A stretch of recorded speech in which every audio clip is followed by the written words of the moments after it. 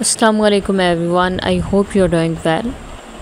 सो आज की इस वीडियो में हम बात करेंगे वेक्टर डेटाबेसेस की कि वेक्टर डेटाबेस क्या है, किस तरह से इसमें काम हो रहा होता है, कहाँ पे हम इसका यूज़ करते हैं।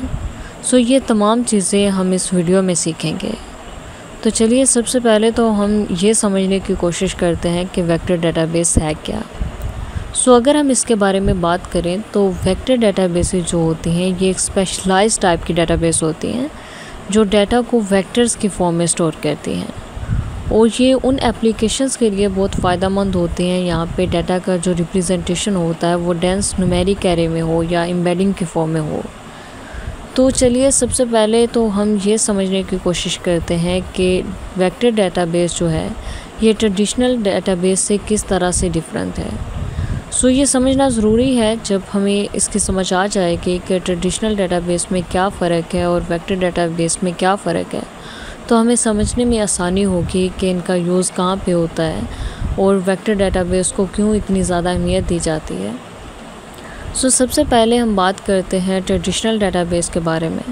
सो ये जो डेटाबेस होती है ये मोस्टली स्ट्रक्चर डाटा को हैंडल करती हैं, यानी जो हमारे ट्रेडिशनल डेटाबेसेस हैं ये मोस्टली स्ट्रक्चर डाटा को हैंडल करते हैं।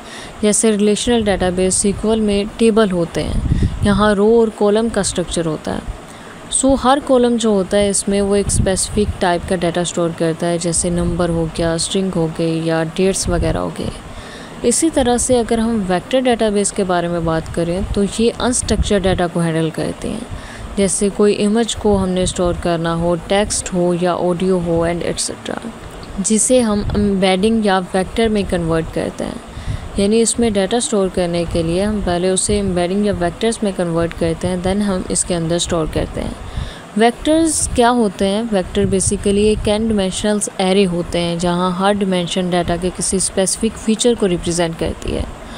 फॉर एग्ज़ाम्पल अगर हम AI मॉडल का आउटपुट लेना चाह रहे हैं जो किसी इमेज या टेक्स्ट को वेक्टर में रिप्रेजेंट कर रहा हो, तो ये जो वेक्टर है ये उन इम्पोर्टेंट फीचर को इनकैप्सुलेट करता है जो हमें उस डाटा को एफिशिएंटली सर्च और एनालाइज करने में मदद देते हैं।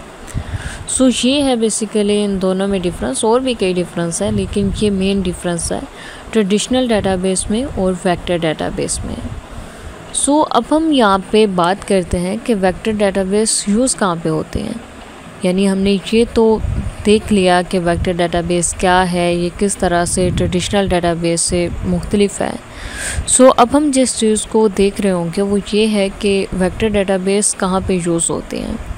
सो सबसे पहले तो सर्च इंजन, जब हम गूगल में कोई क्यूरी सर्च करते हैं तो वहाँ सिर्फ टेक्स्ट मैच नहीं होता बल्कि क्यूरी के अंडरलाइंग जो मीनिंग्स होते हैं, मीनिंग्स को वेक्टर एम्बेडिंग में कन्वर्ट करके उसका कंपैरिजन सर्च रिज़ल्ट की एम्बेडिंग के साथ किया जाता है। तो तब हमारे सामने उसी से रेलिवेंट जो सर्चेस होती हैं वो हमारे सामने डिस्प्ले हो रही होती हैं। इसी तरह से रिकमेंडेशन सिस्टम में भी वेक्टर डेटाबेस यूज़ होते हैं, जैसा कि यूट्यूब या नेटफ्लिक्स जैसे प्लेटफॉर्म जो हमें पर्सनलाइज्ड रिकमेंडेशन देते हैं। तो इनके बैकएंड पे क्या हो रहा होता है, इनका बैकएंड भी वेक्टर एम्बेडिंग का यूज़ करता है।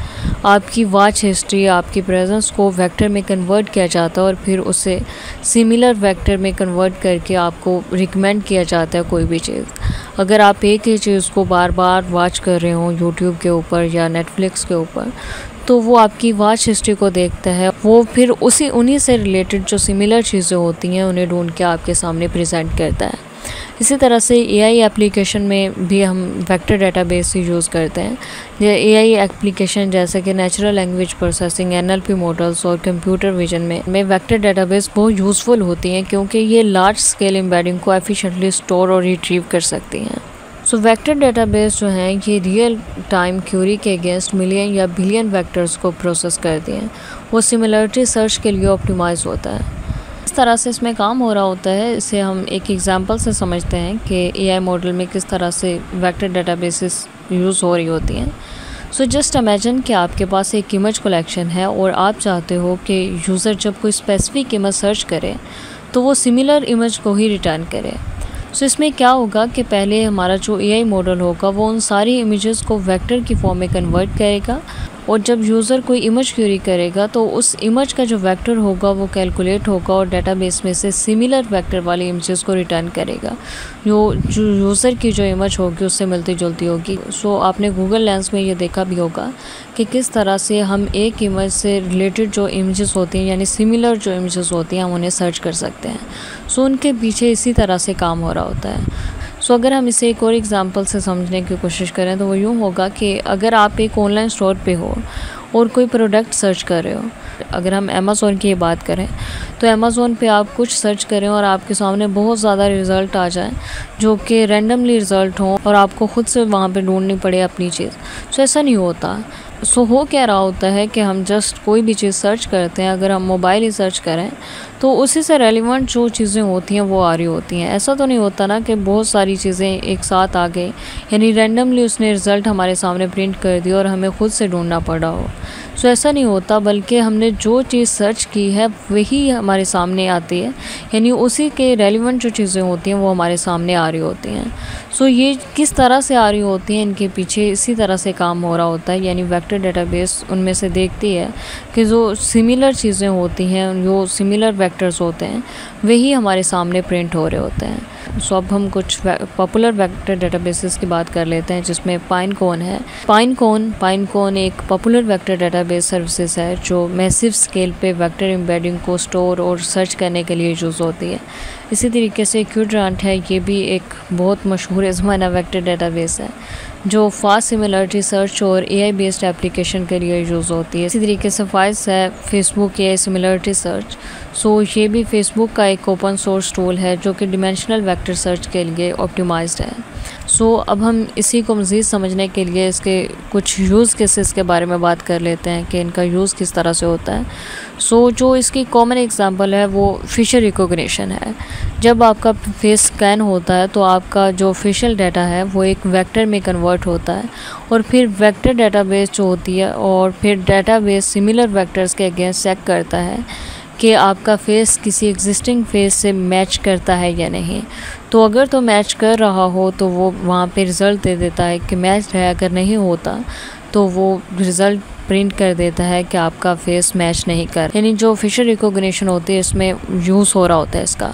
सो अगर हम अगेन इसे समराइज़ करें तो वेक्टर डेटाबेस जो है ये गेम चेंजर है AI और ML बेस्ड एप्लीकेशन के लिए। स्पेशली यहाँ पे अनस्ट्रक्चर्ड डाटा जैसे कि टेक्स्ट, इमेजेस और ऑडियो को एफिशिएंटली स्टोर और रिट्रीव या एनालाइज करना ज़रूरी होता है। ये ट्रेडिशनल डेटाबेस से इसलिए डिफरेंट हैं क्योंकि ये हाई डिमेंशनल एम्बेडिंग के साथ डील करती हैं जो मशीन लर्निंग मॉडल के आउटपुट को प्रोसेस करने के लिए बेस्ट सूटेड होती हैं। सो आई होप कि ये वीडियो आपके लिए हेल्पफुल होगी। अगर इससे रिलेटेड आपका कोई क्वेश्चन हो या कहीं से किसी चीज़ की समझ ना आई हो सो आप कमेंट सेक्शन में टाइप करके हमसे पूछ सकते हैं। Thanks for watching, best of luck.